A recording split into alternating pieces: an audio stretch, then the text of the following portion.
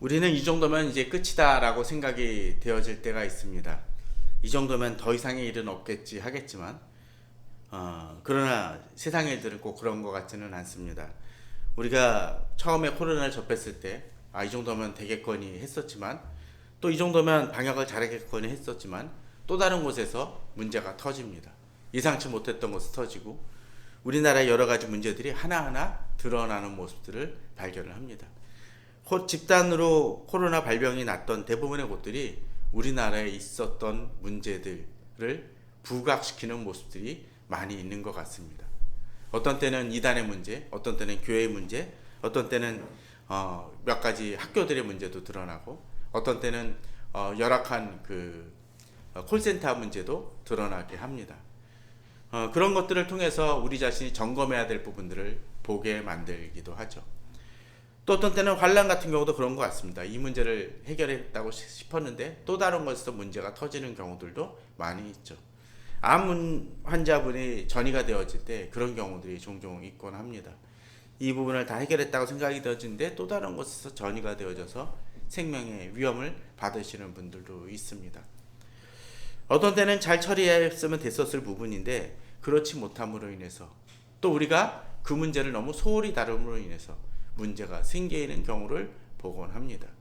최근에 노동자들 문제도 그렇죠. 노동자의 산재 문제도 보게 되면 사실상 조금씩 그 부분을 대처를 했으면 잘 해결될 수 있었던 문제였는데 그렇지 못합니다. 철거 현장에서 벌어진 최근의 그 안타까운 사고들도 그렇습니다. 2년 전에 잠원동에선가 벌어졌던 그 그 예비 신혼 부부의 그 참사에서 어떻게 보면 건물만 다르지, 지역만 다르지 거의 동일하게 벌어진 사건임을 우리는 알 수 있습니다. 제대로 대처했다라면 그런 사건은 터지지 않았을 것입니다. 오늘 9번째 재앙에서 사실은 또 그런 모습을 보게 됩니다. 이미 바로의 신하들마저도 이게 우리가 이제 곧 이미 망한 줄을 알지 못하나이까라고 강하게 경고를 했음에도 불구하고, 바로는 듣지 않았습니다. 그래서 이제 9번째 재앙이 벌어집니다. 어떤 신학자는 이 9번째 재앙까지를 보게 되면서 10가지 재앙을 또 보면서 순서적으로 얘기를 하기도 하더라고요. 1, 2, 3, 4, 5, 6, 7, 8, 9 해가지고 그 특징들을 잡기도 합니다. 1, 2, 3 같은 경우에는 지팡이를 사용을 합니다. 근데 4, 5, 6기 재앙에서는 지팡이 사용이 없다고 해결합니다. 또 그러면서 7, 8, 9에서 또 다시 지팡이가 등장을 합니다. 1, 2, 3에서는 이집트 마술사들이 등장을 하는데, 그리고 이집트와 이스라엘에 동일하게 재앙이 임하는데, 4, 5, 6에서는 이집트에만 재앙이 임하기 시작하고 이집트 마술사가 또 등장하지 않습니다. 그 다음에 7, 8, 9에서는 지팡이를 사용하고 또 이집트에만 임하는 모습들이 또 벌어지기도 하죠. 좀 독특합니다. 그런데 이제 9번째 재앙으로 나아가면서 우리들은 몇 가지 좀 중요한 부분들을 보게 될 수 있습니다. 9번째 재앙은 지금까지 재앙하고는 좀 다릅니다. 자, 첫 번째부터 이 8번째 재앙을 보게 되면 뭔가 어떻게 행합니까? 애굽에 뭔가 문제를 일으킵니다. 손해를 불러일으키죠. 그죠? 뭐 날강이 피가 되는 거는 이제 당연히 그 물을 마실 수 없게 되는 경우들이 있죠. 뭐 개구리 때 그런 것들이 다, 돌림병 같은 것들도 다 타격을 줍니다. 또 우박은 어떠했습니까? 사람들을 죽게 하기도 하고 농작물을 아주 쑥밭을 만들어 놓기도 합니다.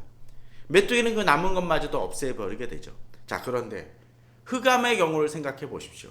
이제 흑암이 임하게 할 것이라고 하는데 흑암으로 인해서 손해보는 것이 있습니까? 그것이 나를 어렵게 하나요? 어렵게 하긴 하죠. 움직이지 잘 못하게 하니까. 그러나 그렇다고 해서 먹을 것을 뺐습니까? 그건 또 아닌 것 같아요. 그렇지 않나요? 또 사람을 죽입니까? 그렇지도 않은 것 같습니다.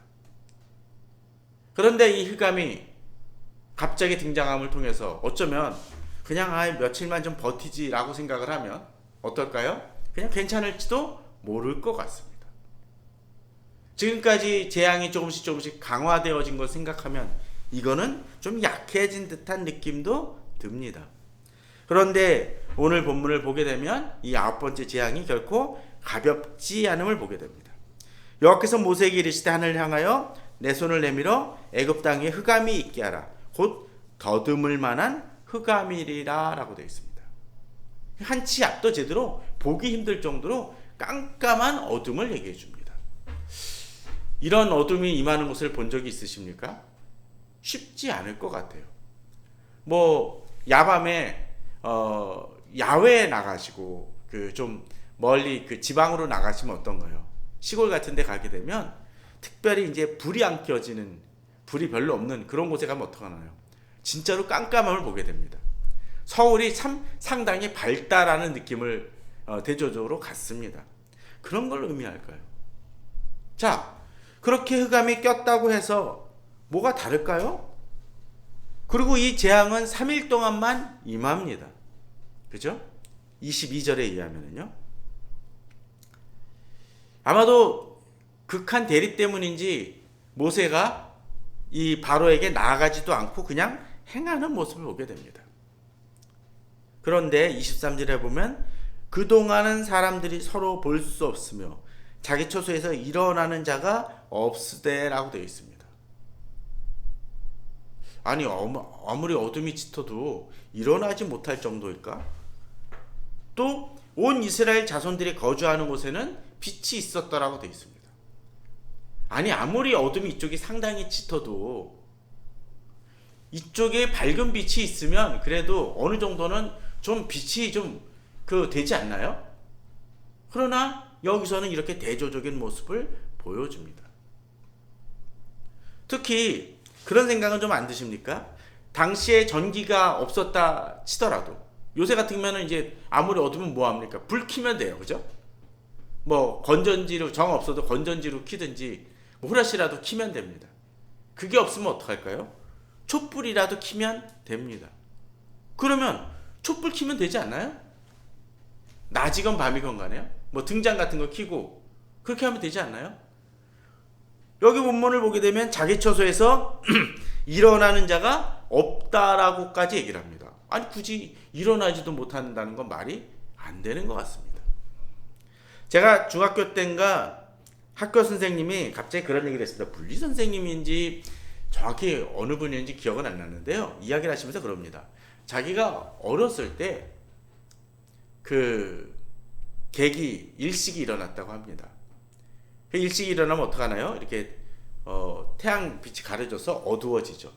근데 그것이 너무 이제 몇십 년 만에 일어나는 그 일식이어가지고 되게 강했다고 합니다. 그러다 보니까 이분이 하시는 말씀입니다. 당시에 그걸 믿었으니 문제인데 전기를 켜도 들어오지 않더라. 그러나요? 그렇지 당연히 않죠. 상관없습니다. 그냥 아까 얘기했던 것처럼 그걸 어렸을 때니까 순진하니까 믿었던 것 같아요. 자, 그냥 촛불 켜고 그러면 됩니다. 그럼에도 불구하고 여기서는 그렇게 얘기를 합니다. 이유가 뭘까요?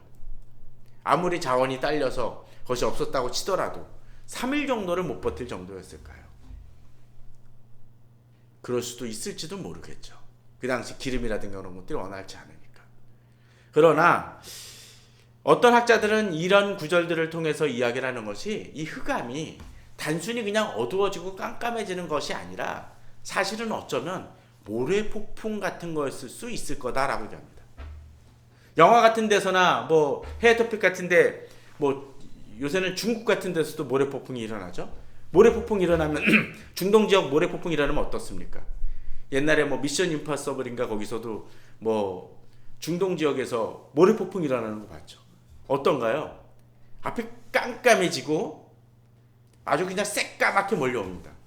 그런데 그 문제는 그런 모래 폭풍이 몰려오면 어떡하나요? 눈을 뜰 수가 없게 되죠. 그죠? 이게 가려도 모래가 아주 순식간에 들어올 겁니다. 아니 요새 같으면은 그 샷이나 이 문들이 잘 돼 있어가지고 딱 닫아놓으면 모래가 그래도 약간 들어오는 경우도 거의 차단할 수 있을 것 같아요. 그렇지 않나요? 뭐 미세먼지도 아니고요. 그러나 당시에 건축 구조물이라든지 그런 어떤 환경을 생각을 한다라면 창문을 닫거나 문을 닫아도 엄청나게 그 모래 폭풍 영향은 들어왔을 것입니다. 심하게 들어오면 문이 흔들릴 때마다 계속적으로 그 모래들은 쏟아져 들어왔을 것입니다. 예전에 그런 경험들 해보셨죠? 뭐 미세먼지나 황사 임한다고 그러면은 창문 조금만 열으면 어떡하나요? 그냥 방에 새까맣게, 특별히 뭐 연탄 공장 주변에 사는 분들도 예전에는 그런 얘기들도 많았습니다. 그것을 생각한다라면 지금 아마도 그동안은 사람들이 서로 볼 수 없으며 자기 처소에서 일어나는 자가 없다라는 표현이 이해가 되지 않습니까? 물론 정확한지는 모르지만 그럴 가능성이 농후할 것 같습니다. 만약 그렇다면 또 어떡할까요? 온 이스라엘 자손들이 거주하는 곳에는 빛이 있었다라는 것이 이해되지 않습니까? 그 모래 폭풍이 애굽 쪽에 중점적으로 불어왔다라면 이걸 단순히 어두운 것이 아니기 때문에 충분히 이쪽에는 빛이 있고 날씨가 맑을 수도 있었을 것 같습니다. 어찌됐건 간에 이 흑암이 서로 모래 폭풍이었다 할지라도 이전에는 볼 수 없을 정도로 엄청난 규모의 그런 일들이고 재해였다는 것만큼은 확실한 것 같습니다. 그러면 어떻게 벌어집니까? 나라 시스템 전체가 멈춰버리는 거죠. 개구리나 뭐 그런 것들이 있으면 그냥 치워버리고 그래도 좀 활동이라도 할 수 있을지 모릅니다. 우박이 내리면 어떻습니까? 그냥 어느 정도 그냥 집 안에만 있고 며칠 그냥 밥만 먹고 뭐 그냥 그렇게 있으면 버틸만 할 겁니다. 메뚜기도 마찬가지일 겁니다. 큰 메뚜기 문 닫아놓으면 웬만하면 잘 못 들어올 겁니다. 그러나 이 모래 폭풍이든 이 흑암은 그 차원의 훨씬 것을 넘통해서 조금이라도 활성화할 수 있었던 사람들이 그저 자기 자리만 머물러 움츠러들게 만드는 공포였을 것입니다. 심리적 압박감이 훨씬 더 강했을 것이라는 거죠. 사람의 가장 큰 고통이 그런 것이 있다고 생각이 들어요. 자기가 어느 정도 활동하다가 그것을 아무것도 할 수 없이 멈춰버리는 사람의 모습을 한번 생각해 보십시오. 쉽지 않은 것입니다. 어젠가 방송에서 보니까 그런 얘기가 나오더라고요. 어느 사람이 자기가 배우가 되려고 이 서울로 상경을 했다고 합니다. 시골에 살다가 고시원을 전전하다가 옥탑방에 살았다고 합니다. 근데 자기가 정말 이래도 되나, 이 실력 갖고 살아도 되나 라고 생각을 하고 7일 동안을 그 옥탑방 안에서 머물러 가지고 버텼다고 합니다. 고민을 하다가 7일만 버티다가 이렇게 살면 안 되겠거니 딱 나가려고 봤더니 폭설이 내려가지고 문이 열리지 않아서 3일 동안을 더 갇혀 있었다고 얘기를 합니다. 얼마나 쌓였는지 잘 모릅니다. 아마 7일 동안 계속 얼어가지고 얼어버렸겠죠. 사람의 삶이 어떤 땐 그런 것 같습니다. 내가 좀 더 다시 일어나고 싶은데 그것마저도 완전히 차단될 때 사람은 더 힘들고 주눅들고 움츠러들게 됩니다. 흑암이라는 존재가 그런 것 같습니다.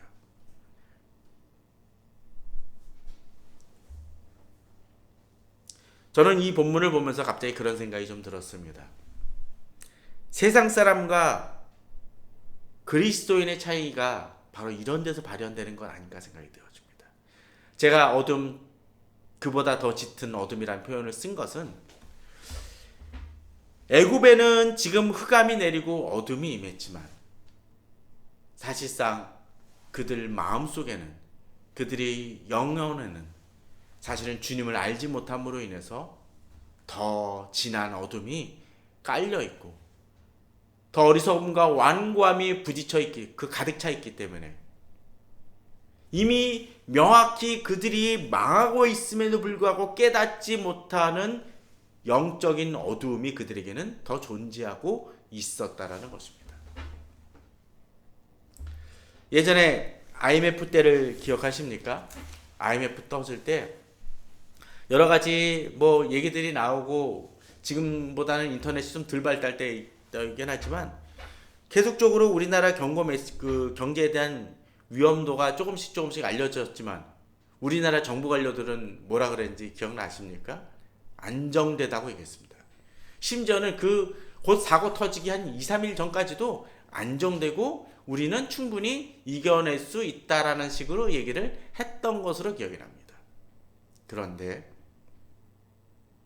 그러할 때 조금씩 외국의 경제학자들이 도움을 받아서 그 문제를 해결하려고 조금만 노력을 했다라면 아마도 최악의 사태는 피할 수 있었을 것입니다.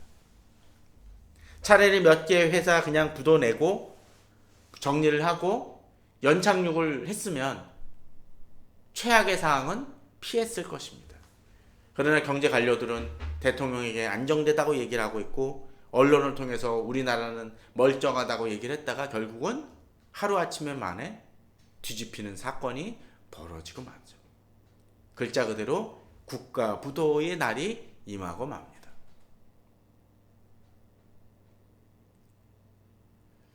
똑똑하다는 정부 관료들, 박사학위를 받고 세계 여러 대학에서 엘리트라고 추앙받던 이들이 모여가지고 한 짓이 나라 부도낸 것입니다. 안타까운 일이죠. 우리는 그때 그 사람들을 어리석다고 얘기했을 것입니다. 그로 인한 후유증은 엄청났으니까요. 그러나 그들만의 문제입니까? 그 이후에도 비슷한 일은 계속적으로 벌어졌고 미국에서도 모기지 사태로 엄청난 후유증을 경험을 했습니다. 건강에 수도 어떤 사람들은 여러 가지로 계속적으로 너 그러다가 문제 생길 거다라고 얘기를 하고 가정에도 너 그렇게 살다가는 문제 생길 거다라고 얘기를 하는데 듣지 않아서 망하는 이들을 봅니다.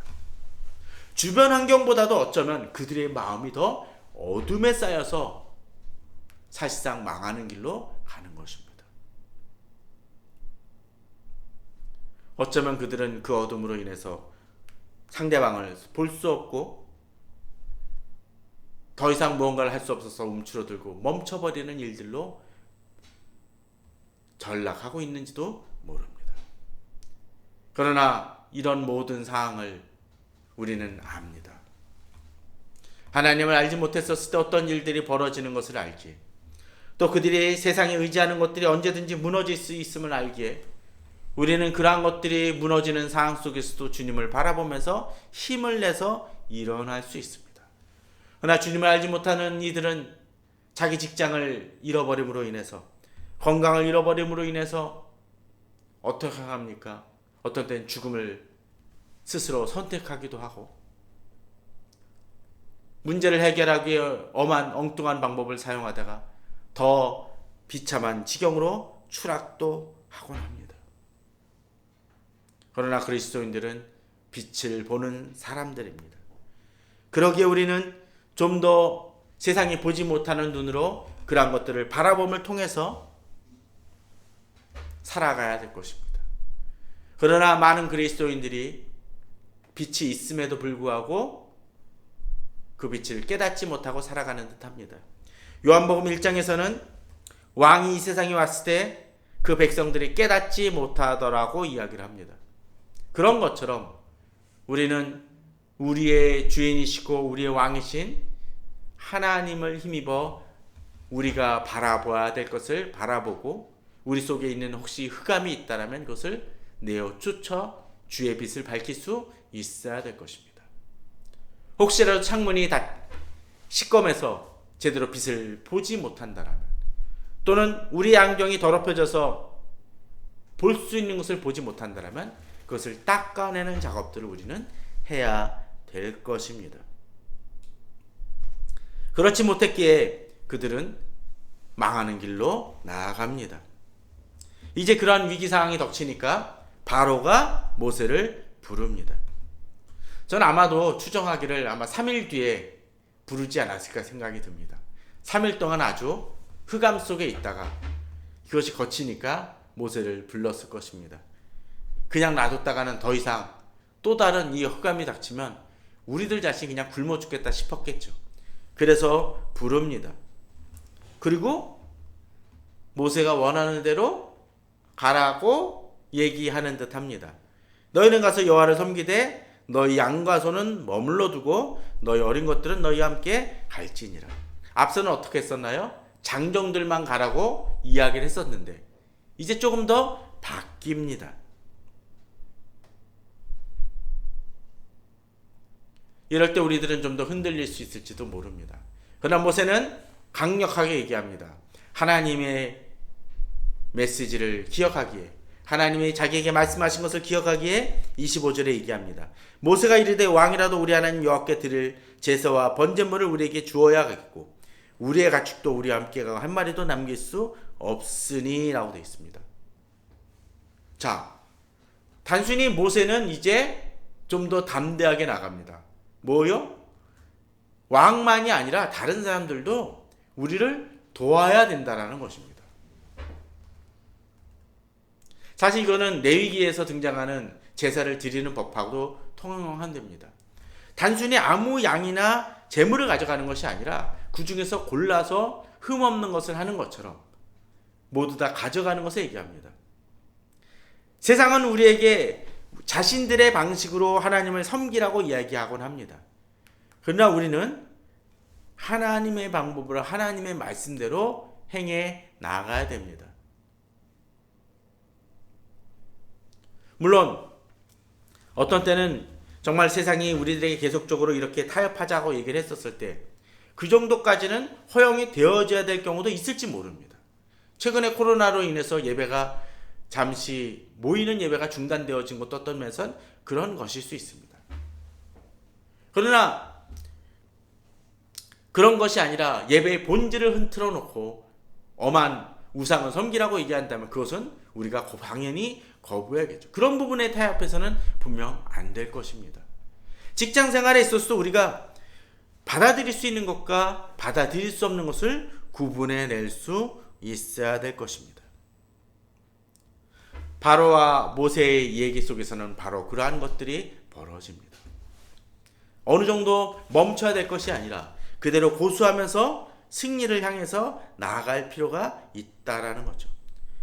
그런데 문제는 이제 27절입니다. 여호와께서 바로의 마음을 완악하게 하셨으므로 그들 보내기를 기뻐하지 아니하고. 그리고 이제 뭐라고 얘기합니까? 바로가 모세에게 이르되 너는 나를 떠나가고 스스로 삼가 다시 내 얼굴을 보지 말라. 내가 내 얼굴을 보는 날에는 죽으리라고 되어 있습니다. 그래서 모세도 강하게 얘기하죠. 모세가 이르되 당신이 말씀하신 대로 내가 다시는 당신 얼굴을 보지 아니하리이다. 우리가 8번째 재앙이 벌어졌었을 때 신하들마저도 이미 저 모세가 우리를 망하게 한 줄을 알지 못하나이까라고 하면서 이미 우리들은 자기들은 망했다라고 얘기했는데 곧 망한 것 외에 이제 남는 것이 뭐가 있습니까? 자기들 목숨 정도만 남은 건데 그럼에도 불구하고 바로가 얘기하는 게 뭡니까? 너희는 나를 떠나가고 스스로 삼가 다시 내 얼굴을 보지 말라고 얘기합니다. 너 안 보겠다는 겁니다. 그리고 보는 날에는 어떻게 해요? 내가 너 죽일 것이다 라고 얘기합니다. 아직도 바로는 자신이 이 모든 상황을 통제할 수 있다라고 착각합니다. 지금 남은 것이 뭐 있습니까? 사실 바로는 자기와 자기 가족 정도만 남아 있습니다. 신하들만, 사람들만 겨우 살아있는 거예요. 쑥대밭이 됐으니까. 그럼에도 불구하고 이 자기 목숨이 살아있는 것이 자기의 권세와 능력과 지킴으로 가능하다라고 착각하는 듯합니다. 모세가 아무것도 가진 것 없는 것 같지만 모세가 말 한마디 하면 자기 목숨도 언제든지 사라질 수 있는 존재라는 것을 알지 못한다라는 거죠. 아니, 깨닫지 못한다는 것입니다. 그것만큼 안타까운 일이 있습니까? 바로는 자신이 모세의 목숨을 쥐고 있다라고 생각하지만 아니다라는 겁니다. 29절처럼 내가 다시는 당신 얼굴을 보지 아니하리다는 얘기 속에서는 모세의 단호함과 또 모세가 바로의 목숨을 흔드는 자임을 이야기하고 있는 것입니다. 그런데 저는 그럴 것 같아요. 제가 바로라면 굳이 지금 이런 28절처럼 내가 얼굴을 보는 날은 죽으리라는 얘기까지도 할 필요가 없습니다. 어떻게 하면 될까요? 바로가? 지금 그 능력이 있다라면 그냥 모세 죽이면 됩니다. 그렇지 않나요? 굳이 살려둘 이유가 있습니까? 지금까지 모세를 통해서 그 전후 사정이 어땠건 간에 모세를 통해서 지금 나라가 쑥대밭이 됐는데 이 정도면 역적이고 엄청나게 원수 중에 원수 아닙니까? 살려둘 이유가 없죠. 그냥 죽이면 됩니다. 그런데도 불구하고 바로가 죽이지 않는 이유가 뭡니까? 겁나겠죠. 얘 잘못 건드리면 내가 죽겠거나 하는 생각이 들 것입니다. 그러기에 말에 대한 엄포만 하는 듯 싶습니다. 세상은 그렇게 어리석습니다. 내게 강경호조로 세상은 우리에게 도전을 주지만 정말로 목숨을 쥐고 흔들 수 있는 사람은 누굽니까? 세상이 아니라 바로 우리라는 것입니다. 마치 내가 저 사람을 죽일 수 있는 장치 폭탄을 단즉 심어놓고 요 단추만 누르면 되는데 저 사람이 내 앞에서 계속 너 까불면 내가 죽일 거야 라고 이야기를 하면 또 혹시라도 내 멱살이라도 잡으면 우리는 실수라도 그를 눌러서 죽일 수 있습니다. 그런데도 불구하고 나를 공격하는 사람은 없을 것입니다. 세상은 우리에게 엄청난 하나님의 나라의 권세가 있다는 것을 알지 못합니다. 어쩌면 그들이 이 세상이 유지되는 것은 세상 경제가 뛰어나고 코로나 대처를 잘해서가 아니라 우리가 이 세상을 놓고 중보하며 기도하기 때문에 유지된다는 것을 알지 못합니다. 하나님 이 땅이 회복될 수 있도록 도와주시옵소서라고 기도하는 우리의 기도 때문에 이 나라와 이 세계가 유지되고 있다는 것 세상은 알지 못합니다. 자, 재미난 것은 29절에 모세가 이르되 당신이 말씀하신 대로 내가 다시는 당신의 얼굴을 보지 아니하리다 라고 돼 있었죠. 이후에 봤습니까? 안 봤습니까? 봤죠. 10번째 재앙으로 인해서 봤습니다. 그래가지고 10번째 재앙으로 이제 다시 보게 되니까 일어난 사태는 뭡니까? 죽었죠. 바로의 아들이 죽었습니다.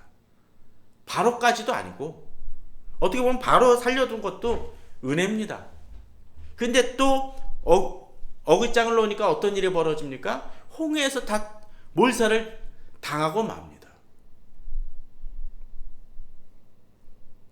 바로는 자신이 모든 것을 통제할 수 있다고 생각을 했고 모세를 죽일 수 있다고 생각을 했지만 정작 바로 자신만 겨우 살고 주변이 쑥대밭이 되는 자신의 사랑하는 장자마저도 죽는 최악의 상황이 발생하고 맙니다.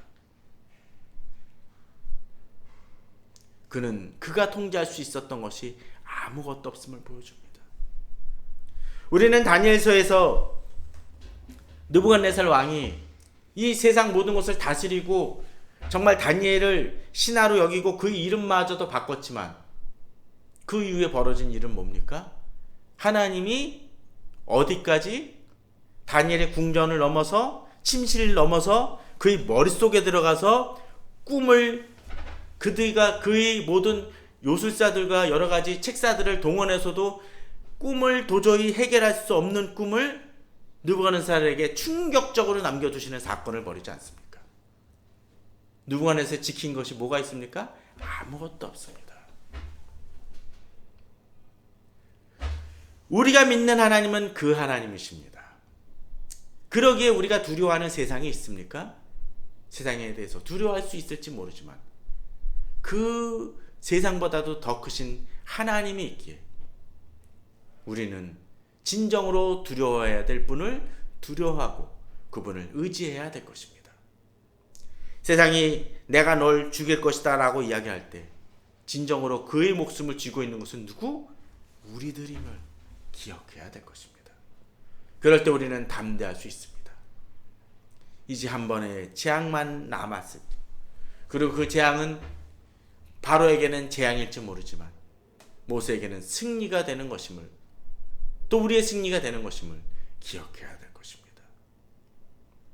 우리가 억지로 세상을 진멸시키는 것입니까? 아닙니다. 마치 말씀처럼, 최근에 읽은 말씀처럼 원수에게 어떻게 한다고요? 원수에게 선을 행하면 그의 머리에 숯불을 얹어 놓는 것. 숯불을 얹어 놓는 건 뭡니까? 위기를 깨닫게 하는 것이지만 그것을 거부할 때 누구만 다쳐요? 바로 원수만 다치고 죽게 되는 것입니다. 10가지 재앙은 일어날 필요가 없는 재앙들이었습니다. 그러나 바로의 완악함으로 인해서 그의 마음속에 흑암보다 더 짙은 영적인 어둠이 있었기에 결국 그는 패망의 길, 멸망의 길로 가는 것입니다. 우리들이 싸워나가는 세상에 대해 이렇게 담대함이 있어야 될 것이고, 또 한 가지는 우리에게 혹시라도 그런 어둠이 있는 것은 아닌지 돌아보아야 될 것입니다. 그 어둠은 우리가 밝힐 수 없습니다. 오직 주님의 빛으로만 밝힐 수 있음을 우리가 명심해야 될 것입니다.